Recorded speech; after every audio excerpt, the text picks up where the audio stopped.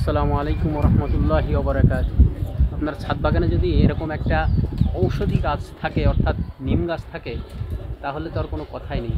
কারণ নিম গাছ আমাদের দৈনন্দিন জীবনে বেশ জরুরি এবং বেশ প্রয়োজনীয়।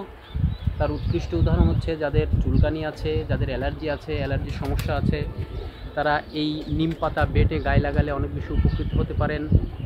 আবার যাদের পেটে প্রচুর কৃমি আছে, এই নিম পাতার রস তাদের জন্য খুবই উপকারী। এছাড়াও নিম পাতার আরও অনেক গুণাবলী আছে, এবং নিম ডাল দিয়ে যদি আপনি নিয়মিত দাঁত মাজেন, তাহলে দাঁতের যে রক্ত পড়া, মাড়ির গোড়া দিয়ে রক্ত পড়ে, সেগুলো থেকে নিরাময় পেতে পারেন। দাঁতের গোড়া শক্ত হয়, দাঁত মুখ থেকে যে দুর্গন্ধ সেগুলো হয় না। তো আমার ছাদ বাগানে এই নিম গাছটা আমার স্থায়ী বেডে এমনি এমনি ছোট একটা চারা হয়েছিল। পরে আমি একটা ড্রামে, এই যে বড় ড্রামে প্রতিস্থাপন করি, এবং গাছটা দেখুন এখন বেশ মাশাল্লাহ মোটা হয়েছে, প্রায় বছর দুয়েক হয়ে গেছে।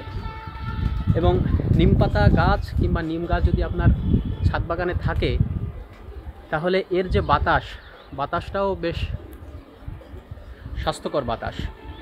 আর আমার এই নিম গাছটা আমি দক্ষিণ পাশে রেখেছি। দক্ষিণায়ের বাতাস এসে নিম গাছে লাগে, এবং নিম গাছের থেকে যে বাতাসটা আসে সেটা সত্যি আসলে স্বাস্থ্যকর বাতাস। এবং বিশেষ করে আমরা যারা শহরে থাকি, তারা শহরে নিম গাছ থাকলেও, বড় বড় নিম গাছ থাকার কারণে এগুলো গাছে উঠে পাড়া বেশ মুশকিল হয়। সুতরাং আপনার যদি নিম গাছ ছাদে থাকে, তাহলে ছাদ থেকে আপনি আপনার প্রয়োজন যখন হবে তখন আপনি এটা ব্যবহার করতে পারেন।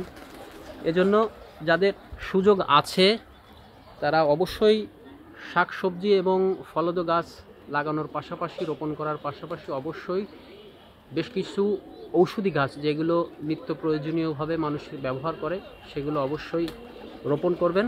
তাহলে নিজে যেমন উপকৃত হবেন, আশপাশের লোকও আসলে উপকৃত হবে।